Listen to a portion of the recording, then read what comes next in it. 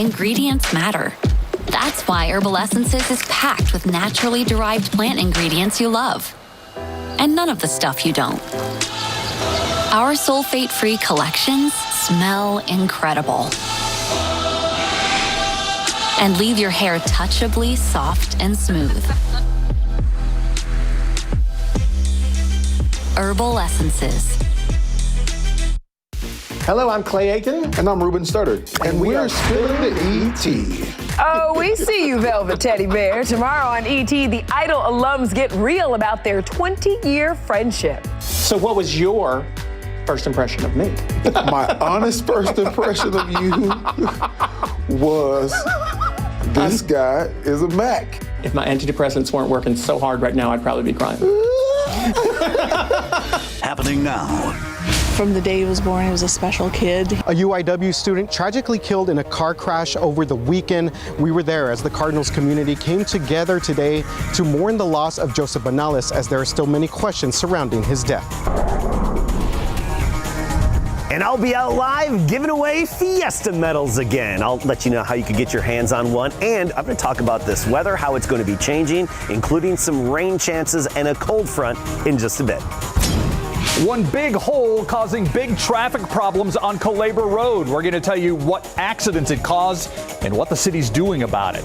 The News at 5 starts right now. At First at 5, the University of the Incarnate Word community coming together today to remember a student who died in a crash late Saturday night in Selma. 22-year-old Joseph Banales was a nursing student and part of the ROTC program. RJ Marquez was there as UIW held a mass today to honor Banales, but there are still a lot of questions surrounding his death. Because it is shocking, and it's very raw right now, and they are very moved. Tears, grief, and sadness filled the chapel at UIW as family and friends mourned the loss of Joseph Banales. He was a junior at UIW, studying to be an Army nurse. Classmates spent the morning telling stories about Joseph's character. The student leaders this morning were remembering him to me earlier on. So he's witnessed as a wonderful young human being that shows us how to live. Selma police responded to the crash at 11:45 Saturday night. Officers found Banales dead in the driver's seat with injuries to the back of the head.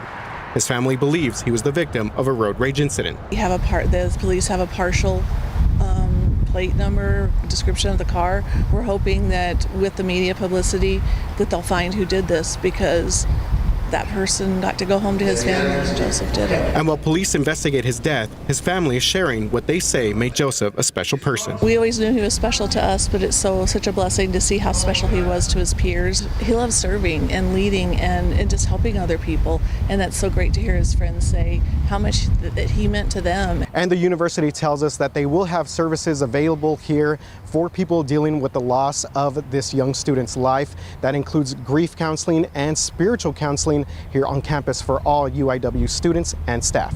RJ Marquez, KSAT 12 News.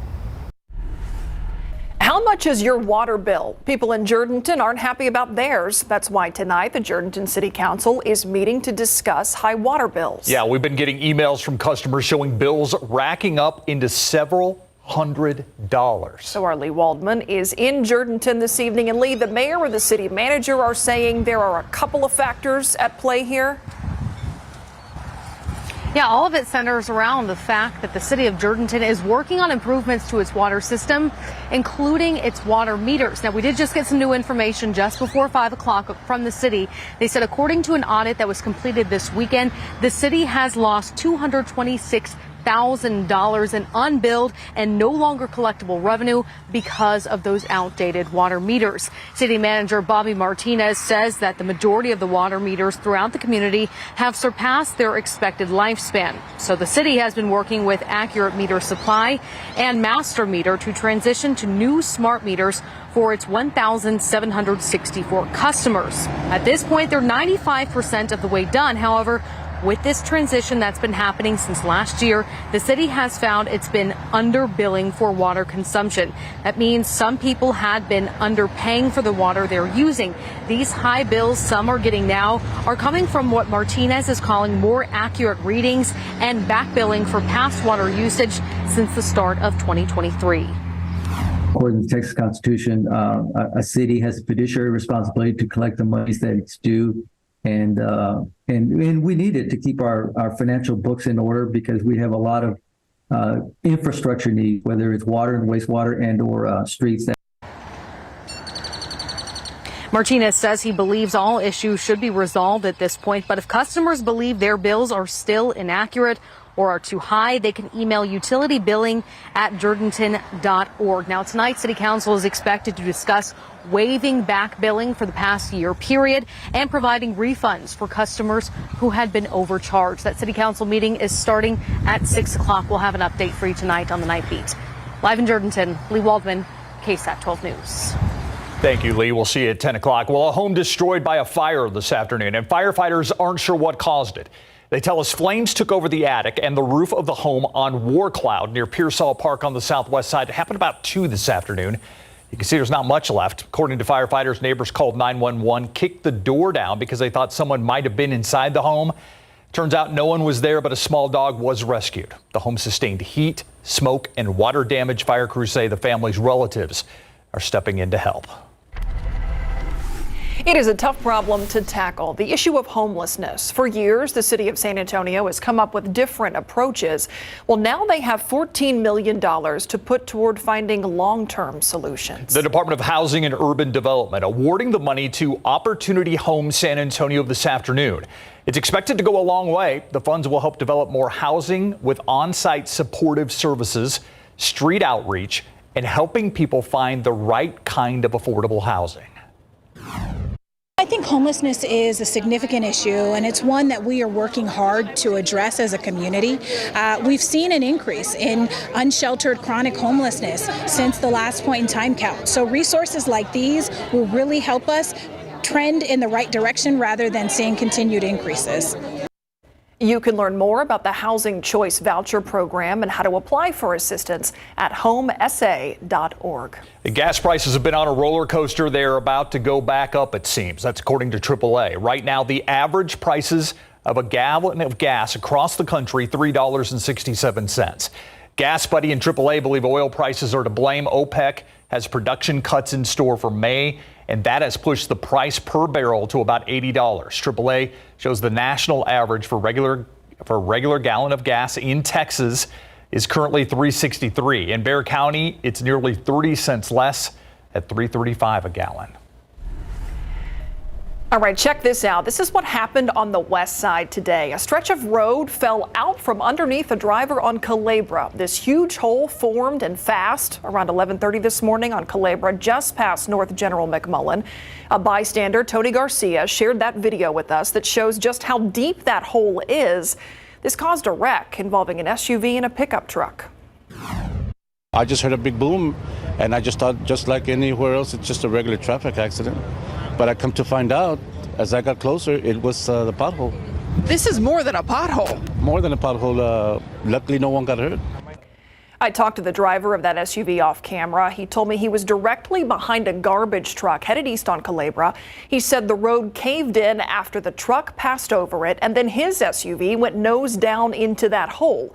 The driver somehow was able to speed up and swerve to keep from falling even further down. That caused the SUV, though, to crash into a pickup truck that was headed the opposite direction on Culebra. Now, Sauls says its pipes in the area are intact, so they say that's not to blame. The city said late this afternoon that it's assessing what happened there, but no word yet on what caused that sinkhole. In the meantime, the eastbound lanes of Culebra are shut down from North General McMullen to 29th Street. It'll be interesting to see what the answer is to this, because a lot of questions there. That's huge. Big time. The mother of all potholes. Yeah. All right, let's go out live right now. This is I-35 at Tupperwine, and you can see that there are a lot of things going on out here. Looks like maybe it's just an accident, but it has all but one lane closed down on I-35. Again, this is I-35 at Tupperwine. I believe we're looking in the northbound direction right here, and you can see fire trucks still arriving on the scene along with police vehicles. No major tie-ups other than this to tell you about, but it has slowed down traffic on I-35 northbound at Tupperwine in both directions. You can see some people slowing down to see what's happened and some people trying to get over to the one lane that's open.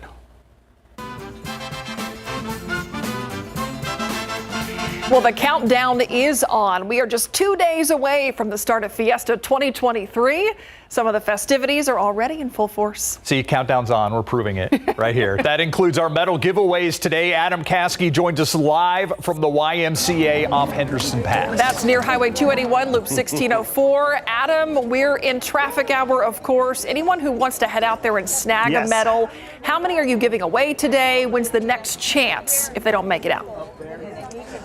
We're at our limit today here at the YMCA on the north side of town. We're at our limit today because we give away 200 each giveaway, and the line can start forming at 4 p.m. and then we give them away at 6 p.m. And people come out early, they get their spot, and then they're guaranteed their medal. And it's a good crowd, very good turnout. We've been mixing and moving around the whole YMCA area, but we got a good crowd. The thing is, we're on all this concrete, and although it's a beautiful day, it's hot out here. You feel it coming off the pickleball courts and everything. Take a look at our temperatures. Weather watchers, it's not bad. I mean, 82 Santa Maria, 82 right now. Yeah, temperature on the concrete, it's more than 80 degrees, I'll tell you that. And we're even 82 near Lavernia. You get to Bernie, 78 degrees along with Lakea as well. So we do have some areas still in the upper 70s. The humidity is going to come back in place later on tonight, so you're going to feel that on top of things. And we're going to get into a new weather pattern that brings some daily rain chances and then a cold front. A lot to talk about in just a bit. All right. Thank you, Adam. All this talk about Fiesta. We, of course, can't forget about the Battle of Flowers Parade and your chance to party with the KSAT crew. We have tickets to the KSAT Insider Party for the day parade. Comes with a great seat, food, and a drink. Also access to private restrooms. That's Don't key. want to leave that out. It's an added bonus. You can find more information on KSAT.com to our KSAT Insiders Fiesta Parade viewing party. Almost put parade and party all together there. A party. Have you thought about your financial future? We all know saving is important, but it can also be hard for a lot of people. Where do you even start? After the break, Marilyn Moritz shares tips on how to get your financial cushion started should you ever fall on hard times. Guest. The family of a San Antonio ISD police officer killed in 2019 is angry with the district attorney's office. The man charged in that case is getting a plea deal on a lesser charge. Tonight at 6, Erica Hernandez shares what the family wants the city to know about their case. Any resource, class, or item you need, they plan to make it happen. A foster care organization's brand new resource center in New Braunfels, attempting to prevent child abuse and neglect from happening. See how at 6. Plus. That little tiny app that we are all very aware is every place we go. So we don't know what to do, and we feel pressured. To tip or not to tip? It's a big question these days with the advent of digital tipping. Those screens that give you tip options at checkout, sometimes they're in places that you might not have tipped before. So what do you do? It's a new KSAT Explains today on the news at 6. Tips on tipping. I like it. What it's about. All right, now to your money. If you had about $400 surprise expense, could you cover it? 4 out of 10 people say they could not. That's where an emergency fund comes in. 12 on your side's Marilyn Moritz looks at how to build one. It's not if, but when you'll have a money emergency, like a big home repair, medical bill, or maybe even lose your job. Having a rainy day fund to cover these types of unplanned expenses can protect you from major debt, which could easily turn into a financial crisis. How big of an emergency fund? Financial planner Nestor Vargas says put aside enough to cover 3 to 6 months of essential expenses. Essential expenses are housing, food, transportation, debt repayment. And so what you want to do is you want to sit down, figure out how much that is on a monthly basis, multiply it times 3 or 6 to come up with the actual number you need to save for your emergency fund. If you have inconsistent income, lean towards 6 months. Once you set your goal, don't let that number scare you. Definitely important to start saving as much as you can or as little as you can. If it's $5, $10 a month, you'll be surprised how quickly that adds up. An online savings calculator such as dinkytown.net can show you how to reach that goal. Consumer Reports suggest putting money into a high-yield savings bank or certificate of deposit. Many of those accounts now have interest rates over 4%. It also helps to set automatic deposits or transfers from your checking account to your emergency fund. If you have a lot of debt, that becomes your priority. Many financial experts suggest a smaller emergency fund while you tackle that debt. Marilyn Moritz, KSAT 12 News. Speaking of money, if you haven't taken care of your taxes, time is running out. They're due tomorrow. That means tomorrow is the last day to send them via mail or file them electronically. The IRS is anticipating smaller refunds this year, in part because there aren't any more economic impact payments, and the expanded tax credits and deductions are back to normal. If you're tackling your taxes today or tomorrow, and you had big medical bills last year, are self-employed, or travel for work, we have tax tips that may apply to you on our website. You can find all of that at ksat.com. All right, let's go live now with Sky 12 over the Botanical Gardens. Very nice shot there. Very beautiful place to visit any time of year. Yeah, it's but nice especially on days like today. It's good to see some green and some sunshine out there. Beautiful day to do something else, give away some medals. Yeah, today's weather perfect for a medal giveaway. Unless you're standing right on a pickleball court. Let's check in with Adam Caskett. He is. Yeah, I mean, I love playing pickleball, don't get me wrong, but it definitely makes it a little bit warmer when you have a medal giveaway. And, that's just the sound of Fiesta, the jingle of the medals. And I'm so excited for this Thursday. Hey, Sam, so I see Sam every year. I love seeing the people that come back all the time. And you're working on this year's collection. Yep. Take a look at some of these that he just picked up. The city of San Antonio, good job, by the way. I like what they did with the spin, little QR code on the back, and other ones too, very nice. And you got most of these, this weekend? Yeah. Yeah, this week. How many do you think you have in total, all medals, all the years? Combined with the others, this session and everything at home, close to like 300. It's pretty good. Good collection. Oh, yeah. I love it. Putting in the work. Oh, yeah. Thank you, Sam. Yeah, and it gets a little warm, in this. I'm just kind of doing this sometimes. Speaking of warm, let's take a look at temperatures right now. And we're 80 degrees in San Antonio. Of course, when you're standing on concrete, it's a little bit warmer because the heat hits it and it radiates upward, adds about 10 degrees sometimes just like that. Either way, it's not that bad temperature-wise overall. You look at the dew points, and this is the key. They're down in the 40s. We've got a dew point in the lower 40s, so that means a lack of really thick humidity. So I'm just sweating a little bit out here, not a ton, right, with that. It's going to be changing, though. Look at our forecast. Let's take this full screen so you can take it all in for this evening. Notice at the very bottom, humidity is increasing, and it's going to start to develop some drizzle. So I know it's been beautiful out there right now, but temperatures falling to the 70s and 60s. And by midnight, the low clouds start to dominate with that drizzle. And that's because, look at the dew point trend. The wind's coming off the Gulf of Mexico. That wind is just going to amplify the humidity overnight, and those dewies are going to creep their way up and make it into the 60s by early tomorrow morning. And that's going to help saturate the air, give us some fog and drizzle. And tomorrow morning, temperatures will be in the low 60s. And when that temperature meets the dew point, that's when you get in the situation of some fog, even some drizzle. Now, we could actually have some real showers as well, starting tomorrow, but then daily just about thereafter through Friday. Notice our futurecast indicating the chance of a few brief thunderstorms popping up, some isolated heavier showers developing. The fog, dampness, yes, but only lucky few of us will be getting in on some of the real showers tomorrow that could give you a quick quarter to maybe, if you're lucky, half an inch of rain. You look at those chances, best chance, first thing in the morning at 40%, 7 a.m. Then by noon, we drop it off to 30%. Still fairly cloudy in the afternoon. And at that point, we just have a 20% chance. And look at that high temperature. Because of the clouds tomorrow, 76 for the high. That's well below our average of 81 this time of year. Now, we will be at 81 by Wednesday. Look at the trend. And then Thursday and Friday. Thursday for Fiesta. We'll be in the mid-80s and humid and sticky. And then Friday evening, a cold front hits, or Friday afternoon, and that's really going to change things for the upcoming weekend. So this weekend, we're looking at afternoon highs right near 70 degrees and mornings down near 50 and even in the 40s by this weekend and early next week. So that's the cold front that's going to cause the changes. Between now and then, we'll have that increase in humidity and daily thunderstorm chances. We think after tomorrow, it's going to mostly be some of those random afternoon storms developing and popping up where we only have about 20 to 30% coverage across our area. Okay, people have been asking, when's the next one? I don't have another medal giveaway this week, But next week, I do have one. I'll actually be out in Seguin next Tuesday. Remember, the line starts at 4, and then you get your wristband, then we give away the medals at 6 o'clock. And next week, I'll be out in Seguin. The first time we've had a medal giveaway, just further outside of San Antonio. So it's good to be able to branch out a little bit.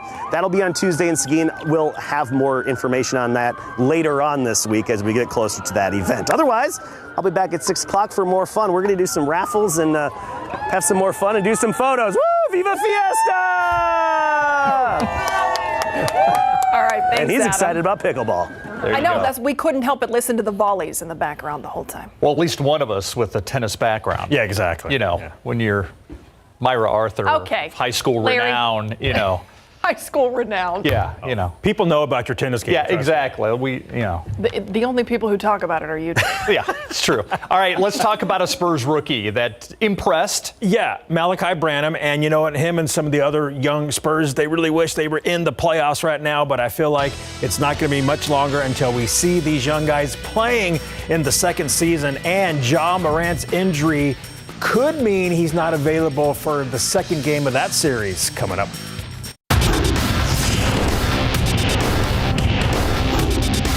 Grabbing that right hand. Oh, he's hurting. He's running back to the locker room. It was the fall heard around the NBA, and it could change the trajectory of the Grizzlies-Lakers playoff series in big board sports. The NBA playoffs tipped off this weekend, and the young Spurs, who are hungry to win, certainly wish they made the second season. Spurs rookie forward Jeremy Sohan tweeted, "Man, I want to be in the playoffs," and a lot of fans responded by saying things like soon or next year, baby. Now, if the Spurs can stay healthy and add some pieces, you have to imagine their playoff future is bright. One of the current young pieces is rookie guard Malachi Branham. The Spurs' second first-round pick behind Sohan played in 66 games with 32 starts and averaged 10.2 points per contest. Before the Spurs' regular season finale in Dallas, Pop had nothing but praise for number 22. He's going to be a heck of a player. He's got a great pace about him. He shoots the ball well, and he's going to be able to shoot it even better as he, works on it. But he's whatever he is, a sophomore in college or something. I don't know what he is, and he's progressed fantastically in physicality, understanding how the game is played at this level, growing in confidence, understanding that defense has to become more important. So he's been wonderful. Malachi finished the season strongly, reaching double-digit points in 8 of his last 9 games, including back-to-back to end his rookie year. Memphis Grizzlies star guard Ja Morant says his status for Game 2 is in jeopardy after injuring his right hand after a hard fall during the Grizzlies' 128-112 Game 1 loss to the Lakers last night. Morant went down hard on a drive to the basket in the fourth quarter after being called for a charge in the Lakers' big man Anthony Davis. Morant went back to the locker room to get his hand looked at, but he was done for the night. X-rays came back negative. His teammate Jaren Jackson Jr. feels Ja will be all right. We know how much he cares. We know how much he puts into the game. So obviously, when you're not, when you go down like that and you have to leave the floor, it's definitely frustrating, especially in the fourth quarter. But yeah, he just needs a minute. He's fine. He's fine. I've seen him battle through pretty much anything. And we'll be back right after the break. Thanks for watching the News at 5. See you back here at 6.